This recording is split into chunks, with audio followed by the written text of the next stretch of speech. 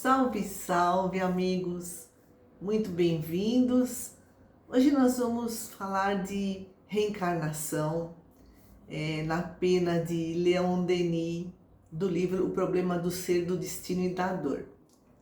Diz o grande filósofo: a reencarnação é a única forma racional pela qual se podem admitir a reparação das faltas cometidas e a evolução gradual dos seres, porque uma só vida, né?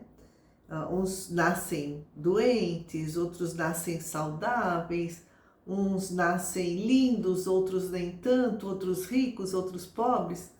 Uma só vida, nós entenderíamos que Deus é injusto, que é parcial. Mas o que acontece? Cada um leva para o plano espiritual e também para as próximas encarnações, né? A semente do passado, tudo aquilo que fizemos.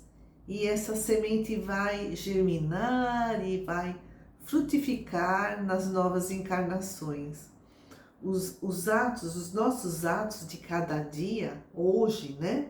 Se juntam às causas antigas, atenuando-as ou agravando-as, e aí forma-se um encadeamento de bens e males que fizemos, que em conjunto formarão a trama do nosso destino.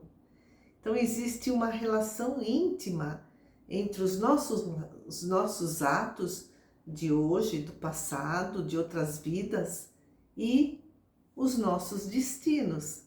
Escreve Denis.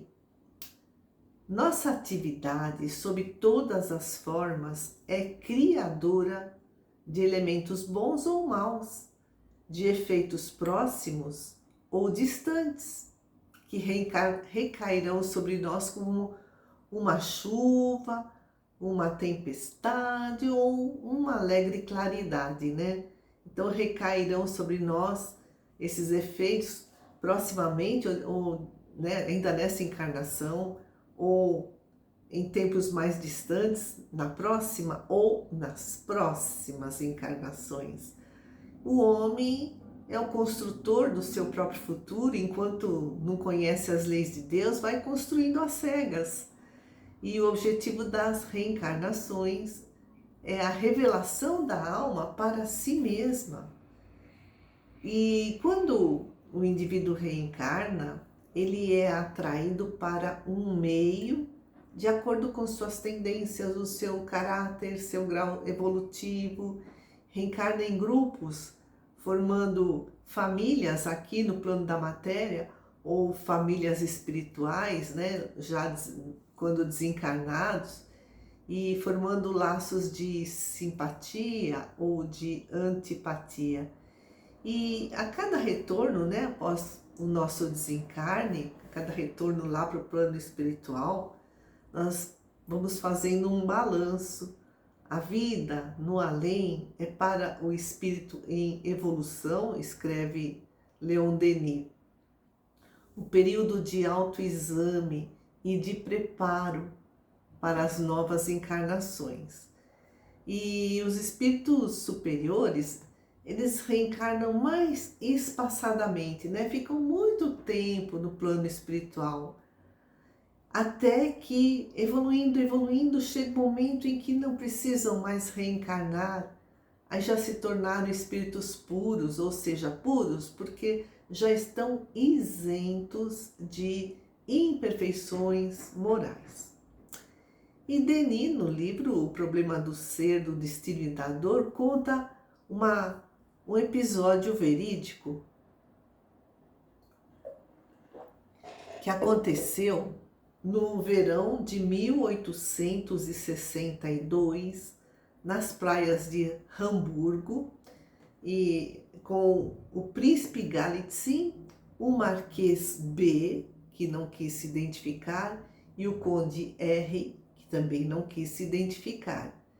E esses três nobres estavam hospedados num cassino, jantaram tarde e após o jantar foram passear lá no parque ao redor do cassino e viram uma mulher pobre deitada num banco e a convidaram para jantar no hotel. O príncipe Galitzin era magnetizador e ele perguntou para essa mendiga se poderia hipnotizá-la e ela concordou. Então, por meio de passes, o príncipe hipnotizou a mendiga. Enquanto acordada, ela só falava, né, a gente lê lá no livro, um péssimo dialeto alemão. Mas, nesse estado de estar hipnotizada, a mendiga passou a falar corretamente o francês e contou que ela reencarnou nessa condição de pobreza, ela explicando por castigo, né? Então a forma dela entender, né? Lógico que Deus não pune, são momentos de aprendizado, mas ela assim se expressou, que ela reencarnou pobre por castigo. Por quê? No século XVIII, ela morava num castelo na Bretanha, à beira-mar. E ela era casada e arranjou um amante, e aí ela resolveu matar o marido e o empurrou do alto do rochedo em direção ao mar. E ninguém ficou sabendo, né? Foi tido como um acidente. E inclusive aqui, né, nessa encarnação como mendiga, nessa condição de hipnotizada, ela indicou o local do crime com grande precisão para o príncipe, o conde, o marquês. O príncipe Galitzin e o marquês resolveram ir para a Bretanha, mas eles não foram juntos. Eles foram separados em épocas separadas e foram investigar essa história. E por fim, os resultados que obtiveram foram idênticos entre si, né? E aí escreve Leon Denis: apesar de nós esquecermos o passado, as antipatias e as simpatias permanecem. E também as ideias inatas, né, que estão lá no inconsciente, as intuições rápidas.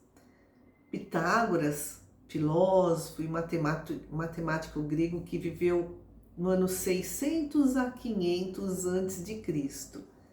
Ele dizia que recordava das suas 3 últimas existências. Ele inclusive cita o nome, né, de quem ele foi nessas 3 encarnações anteriores. Agora, por que esquecer o passado? Qual o benefício? Bom, sem o esquecimento do passado, nós iríamos persistir nas ideias erradas, preconceituosas, né? Seria mais difícil modificar as crenças. Quanto mais viva a memória, maior o obstáculo à nossa educação, ao nosso progresso, a nossa capacidade de julgar seria falseada. Então, o esquecimento ajuda a viver estados diferentes nessa nova encarnação. Ajuda a reconstruir a nossa personalidade sobre uma base melhor. Então, essa ideia, né, de que o passado, cheio de erros, de maldades, é um fardo pesado a carregar, nos encheria de culpas, né? De discórdias entre nós. Então, as lembranças de vidas passadas podem ser muito proveitosas, somente assim para aqueles espíritos mais evoluídos, que eles já possuem assim uma paz interior, né? Eles não carregam culpas como aqueles ainda como nós, né? Que provavelmente passaríamos se lembrássemos de tudo que fizemos para aqueles, inclusive, que estão reencarnados eventualmente na nossa própria família. Então, o que nós trazemos do passado não são as lembranças, mas são as aquisições intelecto-morais. Escreve Denis: ignorar o passado é necessário para que toda a atividade do homem vá em direção ao presente e ao futuro, né? Deixa o passado, né? Para que se submeta à lei do esforço e se harmonize com as condições do meio em que renasce. E Denis escreve que existe uma onda da vida e essa onda da vida se desencadeia através dos tempos para chegar ao ser humano. Então começou lá, né, nos minerais, passou pelos vegetais, pelos animais. E ele escreve: essa crença grandiosa da evolução poderia terminar em nada, ou seja, chega na condição de ser humano, a gente tem uma só existência e aí o espírito desaparece. Então a crença na reencarnação, inclusive, dominava toda a antiguidade, estava presente nas grandes religiões do Oriente, nas obras dos filósofos, né? Ele fala nas obras filosóficas mais puras e mais elevadas. Mas o que aconteceu? Porque hoje muitos não acreditam em reencarnação, porque no concílio de Constantinopla, né, da Igreja Católica, no ano de 553, a Igreja aboliu a crença na reencarnação e, em vez disso, instituiu a ideia, né, promulgou, divulgou a ideia de castigos eternos e de juízo final. E nós, né? Nós vamos ficar com a lógica, né, das reencarnações, da justiça das reencarnações, da misericórdia de Deus, ou, né, nessa ideia de castigo eterno, que Deus pune, que Deus cria, mas também destrói os seus filhos. Em que nós acreditamos. Amigos queridos, que a paz do Mestre esteja sempre em nossos lares, em nossos corações, e agradeço muito a atenção de todos e até a próxima.